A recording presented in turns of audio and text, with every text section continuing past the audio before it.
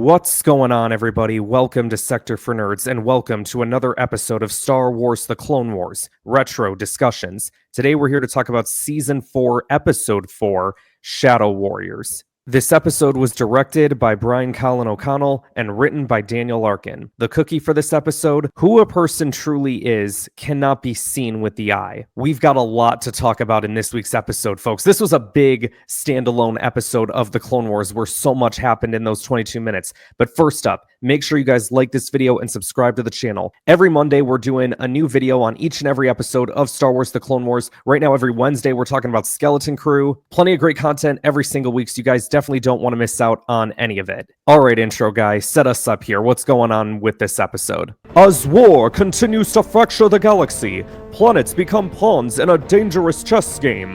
One planet in peril is Naboo, where suffering and civil unrest threaten the once friendly relations between the people on the surface and the underwater dwelling Gungans. Rumors that the Gungans plan to aid the Separatists in an attack on Theed force Senator Padme Amidala home, accompanied by Jedi General Anakin Skywalker. Thank you, intro guy. It's actually kind of crazy because we just got an arc where, like, we had Anakin and Padme involved, we had the Gungans involved, and now it's like we're getting a whole nother episode about them, but this is like completely separate to that story. One of the characters that we get to see make his debut in the Clone Wars, but is no stranger to Star Wars, is General Tarpals, who was once a captain in the Phantom Menace for the Gungans. He's voiced by Fred Tessitore, who has actually done some other work in Star Wars before, like he's worked like in the micro series as Qui-Gon Jinn and Obo Rancis. He's been involved in Rebels, he's been involved in the Freemaker Adventures, The Force Awakens, Star Wars Resistance.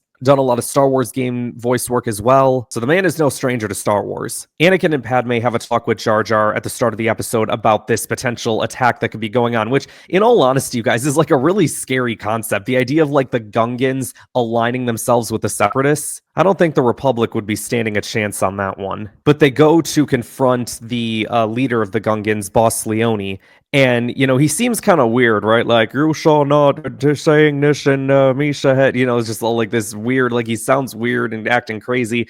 And then Anakin realizes, oh, wait, what's that necklace there? Force pull. And then he just wakes up like, oh, what's happening? Who's they? Guess there was like some ancient Gungan mystical power that's at play here. Jar Jar's sitting there like, but we so only use it for good. And Anakin's like, well, until now, you mean? It was even crazy, though. It was like Richelieu, the guy who's responsible for all this, like, I guess was kind of like Boss Leone's like supposed right-hand man or something like that. It looked like he was going to start possessing Boss Leone again, like without the necklace. So, like, this dude must be, like, some kind of, like, sorcerer or something. Anakin and Padme get involved, but then, you know, it's a trap. Commando droids pop out from the ceiling, and so they start battling with them. In the process, Richelieu ends up stabbing Boss Leone with a knife, and so you think, like, oh, shoot, he's dead. Turns out he was still alive, but unconscious. And Richelieu got away. And then Jar Jar, you know, is just being clumsy Jar Jar, just like tripping over everything. And, you know, just for whatever reason, he puts the crown on and everyone's like, wait, you look like Boss Leone. And so Anakin comes up with this plan of like, oh, like, here, hold on, you got to keep that crown on.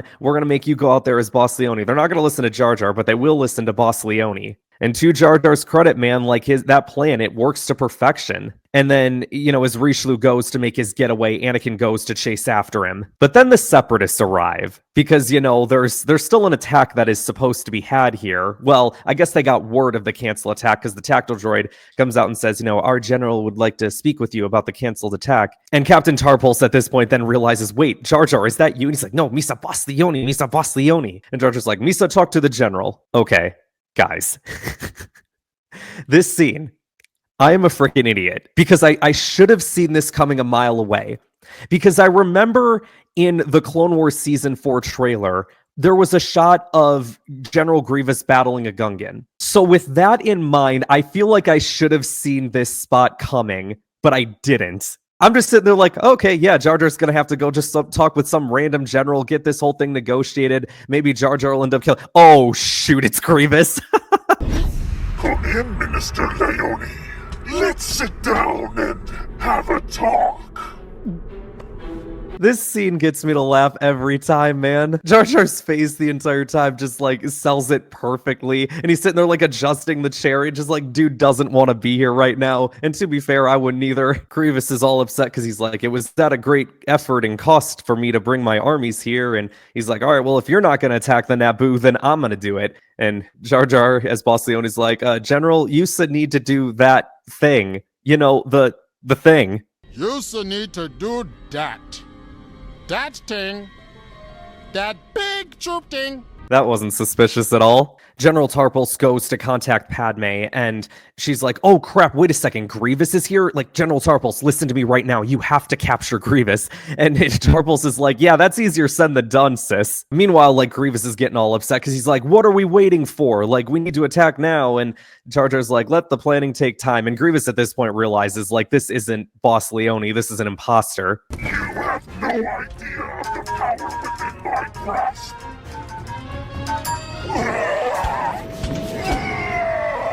I have to admit as well, the first time that I watched this episode, or however old I would have been, like 10, 11, maybe 12 years old, somewhere in there, I kept having to ask myself, like, wait, is Jar Jar in Revenge of the Sith? I was like so convinced. I'm like, wait, Jar Jar might die here, guys. And then afterward, I was like, oh yeah, that's right. He's in like 2 seconds at the end of the frickin' movie. How easy that would be for dumb little me to forget. But as Jar Jar is running away, Grievous is, gonna start chasing after him. But then all of a sudden we see Captain Tarpals out there, and he pushes down a couple battle droids and is like, Yusa army is shut down, General. And this whole army of Gungans just surrounds the area. I'm like, oh snap, this is about to get real quick here, boys. Yusa army is shut down, General. Misa suggests you surrender.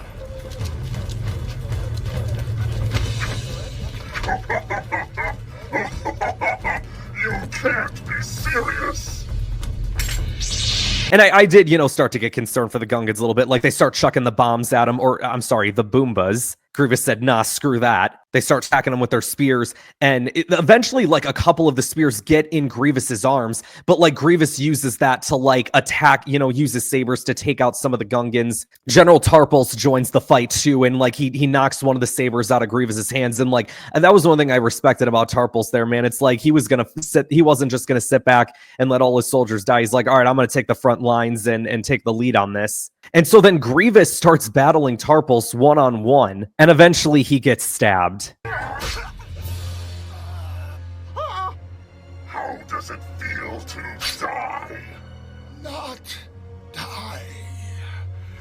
Sacrifice. And Jar Jar tosses a Boomba, and I'm like, oh, shoot, okay.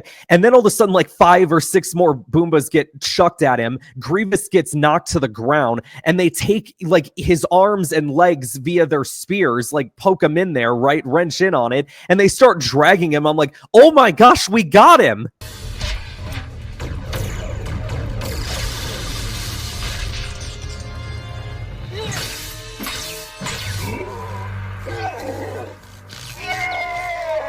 This whole implication of, like, capturing Grievous turns the tide of the war. That's the whole thing that they've been building to every single time that Grievous is on screen in this show, that he is this tide turner. And again, like, it definitely shocked me, because it's like, okay, well, I know Grievous is in Revenge of the Sith and all that, right? So it's like, clearly this isn't going to last. But it really was like this shock moment of like, oh my gosh, we just got Grievous. Like, he's captured. We won the war. Or like, we at least turned the very tide of it. The next scene is like Count Dooku chatting with Darth Sidious in this unknown location, presumably on Naboo. But Sidious is like, this is unfortunate news. General Grievous was a critical part of my plan for the Clone Wars. And so Dooku's like, all right, well, what has to be done? He says, you must lure Skywalker into a trap, then negotiate a prisoner exchange. And Dooku kind of rightfully points out, well, how do you know that the Republic is going to trade Grievous for Skywalker? And Sidious goes, well, I have no doubt that Senator Amidala will gladly agree to your terms. Now, how would you know that? Do you think that Palpatine knew about their marriage the whole time? Like, I mean, I think he could, probably tell that, like, the two had feelings for each other. We know in Revenge of the Sith that he refers to him as Anakin's, wife. But at what point did he figure that part out? Now, I will say this much. Like, Dooku obviously looked at that and went, well, how do you know that the Republic is going to trade, like, you know, our top general for Anakin Skywalker? And it's like, okay, well, let's not sell ourselves short here. Like, Anakin Skywalker, like, yes, he's the chosen one, but yes, Dooku probably doesn't take that seriously. But, like, this dude is like as big of a war general as Grievous is, right? Like if we look at the Clone Wars, the majority of the battles we see are with Anakin Skywalker, and all of them are victories pretty much, right? So I don't think it's that far off of a fair trade as Dooku might think that it is. Now,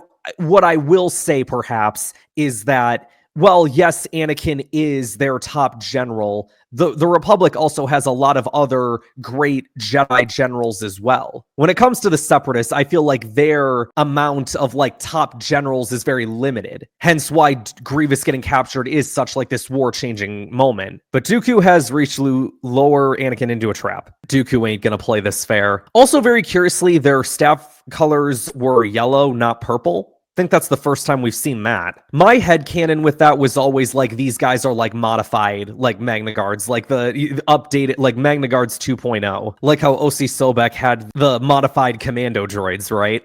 And then Anakin gets lowered into the trap. Skywalker is here. Young Master Skywalker, you're nothing if not relentless. What a surprise. Dooku. You're a full Rishru.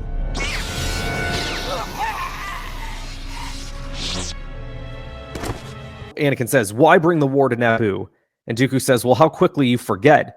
After all, it was the war that started here all those years ago. Oh, yeah, I guess in a way it kind of did, didn't it? Like, yeah, it wasn't technically a Clone Wars battle. I mean, there hadn't been a war like that since what? Like the times of the Old Republic? Or maybe there was something in between the Old Republic and Phantom Menace. But to have like a large-scale battle like that, it hadn't been done in a long time. And then we don't see it again until like 10 years later at the start of the Clone Wars. But then I did sit there thinking like, well, wait, how would Dooku know about that? I mean, I guess if he was a Jedi or like, I don't know where Dooku was at this time, because remember, this was before Tales of the Jedi, you see. And Anakin's like, wait, you were a part of that first battle? And Dooku goes, Sith control everything. You just don't know it. Like, yeah, Palpatine, okay, yeah, he's kind of controlling everything, orchestrating a lot of the war. Dooku tends to talk a lot of trash and not back it up, though. And then he sits there, like, talking trash about Anakin, right? Like, how would you know the Republic would trade Grievous for Anakin? And then he has to sit there and go like 5-on-1 with his bodyguards to defeat Anakin. For anybody that remembers too, like remember when I played through my like that walkthrough of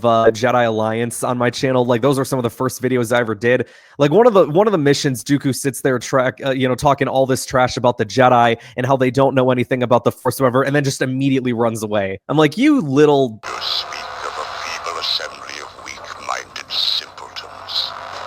For too long have they sat in their ivory tower, content to dispense arrogant platitudes while the galaxy evolves before their very eyes. Why would I be concerned with cowards too frightened to understand what it truly means to know the Force? We'll just have to show you then. Oh, let's go. Oh, Force Lightning! Oh, you coward. You see, you talking all that trash, and then you run like a little... But this is a really good saber battle, man. Like, you know, the part where Dooku, like, starts chucking the lights at him, too. Like, that was kind of cool. And then, like, the Magna Guards get involved. And Anakin just kind of has the look on his face like, oh, this is where we're taking this, aren't we? Honestly, though, like, if I was Anakin, I would have, like, tried to make a getaway. Because, you know, but that's the thing with Anakin, right? Like, he's so prideful. Like, he's the chosen one. He's got to bring balance to the Force. Like, he looks at this as an opportunity to take down a Sith Lord, not understanding the situation that he's in. And if you notice too, like Dooku lowers him into like this open area, this open room, which makes it easier for like him and his bodyguards to surround him. Anakin, you know, takes the bait, charges after Dooku, and then Dooku kind of just gives this nod to one of the Magna Guards to go after him. And then again, it's just like the 5-on-1. Anakin doesn't stand a chance. Dooku at one point after he knocks the saber out of Anakin's hands, just like turns around as his bodyguards like zap him. And he's got like this big smile on his face, like, haha, I have won. And Anakin's like, yeah, force repulse. And Dooku kind of has like this shook look on his face, like, oh, what? Okay, hold on. And then he has to like force pull him up and zap him with the force lightning. And he puts on like this confident face again, right? Like, I got you. This was no problem. Anakin passes out, and Dooku has this look on his face like, oh, yeah, guys, that was a close one, wasn't it? Guy put up a little bit more fight than I thought he would. And you have to imagine, too, that Sidious was probably expecting a full report on this mission, so he's probably sitting there like, what did you say he did now? Peculiar. I'm gonna orchestrate a whole mission to kidnap the Chancellor just so I can see this progress of Anakin myself. Oh, we'll get to that. But then Padme's very concerned because, you know, her husband hasn't contacted him here in a little bit.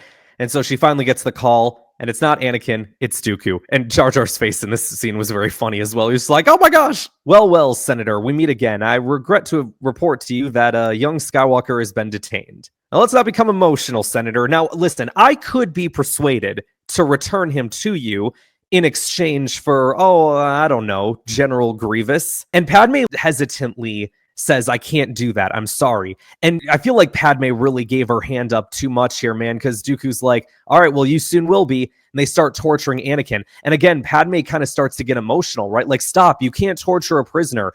And I get that, like, it's her husband, right? So, like, in Padme's mind, she doesn't want to see him get hurt, but she's also giving in to everything that Dooku needs to hear to help him better strategize how to negotiate this situation. So he goes, well, torture, I don't know what you're talking about. And he says, look, I'll give you an hour to consider my proposal. And Padme gets off the phone, and Jar Jar is immediately like, phone transmitter, you get what I mean. And so Jar Jar immediately is like, you have to trade with him.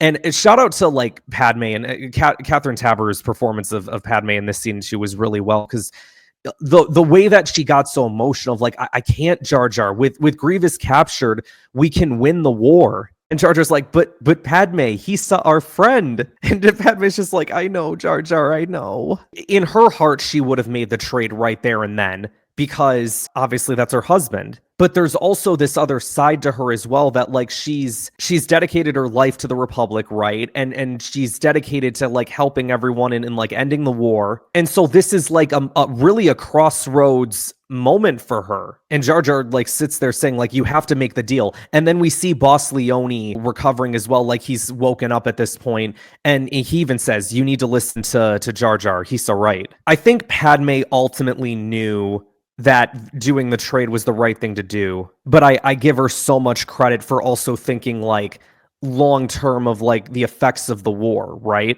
She's actually not even just thinking about herself in that scene. She's thinking about everyone in the galaxy that's been harmed by this son of a dude. They show Grievous though captured in like those giant like bubble things that they got him in or whatever. Like that was crazy. Anakin sat there like passed out though. I feel like I would have been like, whoa, hold on a second. We'd like to confirm that our guy is still alive before we hand over yours. I mean, luckily he was, but like it felt like they were just kind of like, all right, let's just drag this corpse down to the ground. Oh, you've already given us our general, so we've gotten what we needed. And then the droid just chucks Anakin's lightsaber too. Not how I would have done that, but I get the whole like simultaneous exchange thing. I'd have been like, wake him up first, and then we'll do the exchange. Anakin has a way of like getting unconscious in front of Padme and then waking up and being like, oh, what a sight for sore eyes you are. Not remembering that they are in public and they are supposed to be keeping their marriage a secret. And then the end of the episode is Boss Leone and the Queen of Naboo thanking Jar Jar for keeping peace between Gungans and the Naboo. Because it's now the second time that he's done that, which is cool. Jar Jar got to be the big hero in this episode. But yeah, like I said, man, like think about how much has happened in this episode. Gungans and Separatists potentially becoming allies, Jar Jar stopping that from happening, Grievous getting captured, Anakin facing Dooku and getting captured, prisoner exchange. Like so much happened in that 22 minutes, man. This was a really good episode, and I think you guys, like, this is one of the last standalone episodes in the entire Clone Wars. There's not many of them left because like everything from season 5 onwards is all arcs. Every episode is like a part of some story arc. And even in like season 4, there's a lot of those too. So like I said, we don't got many of them left. So you guys, that's going to conclude this week's episode. Next week, let's see what we got on the schedule for next week, you guys. I think we got like Umbara coming up and oh no, not Nomad Droids. No! Thank you guys so much for watching. Be sure to like this video, subscribe to the channel, share this video with others to help support the channel. And I will see you guys next time. Really? Must you be so rough? Oh, you think this is rough? Wait till we get to the surface. Traipsing through a natural disaster zone is not my kind of diversion, Artu. You may be game for adventure. I certainly am not.